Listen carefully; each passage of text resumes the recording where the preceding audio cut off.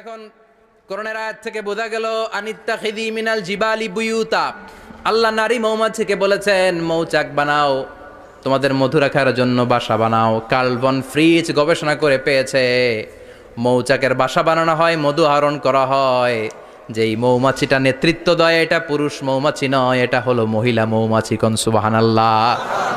পুরো মৌচাকের মধ্যে মধু আহরণ, মধু নেওয়া, পুরো প্রসিডিউরটা সারার জন্য কোনো পুরুষ মৌমাছি লিডিং দেয় না, লিডিং দেয় একটা নারী মৌমাছি, স্ত্রী মৌমাছি।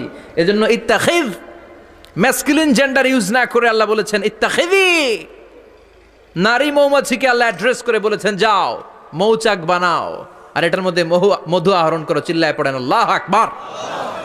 আল্লাহ বললেন ইত্তাখিযি মিনাল জিবালি বুয়ুতা, পাহাড়ের মধ্যে ঘর বানাও, অমিনাস সাজার গাছের বড় ডালের মধ্যে ঘর বানাও, ওয়া মিম্মা ইয়ারিশুন, উঁচু উঁচু জায়গায় ঘর বানাও।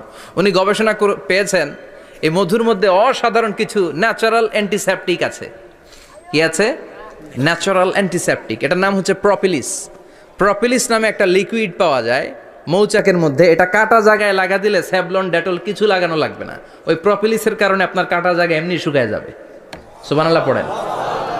দ্বিতীয় বিশ্বযুদ্ধে রাশিয়ান যত সৈনিকরা যুদ্ধে আহত হতো, ওরা আলাদা করে অ্যান্টিসেপটিক খাইতো না, ওরা মধু আইনা লাগাই দিত আর সুস্থ হয়ে যেত। সুবহানাল্লাহ পড়ে। নিউজিল্যান্ডের কিছু বিজ্ঞানীরা আবিষ্কার করেছে মৌমাছির হুলের ভিতরে রেমিটিক ফিভারের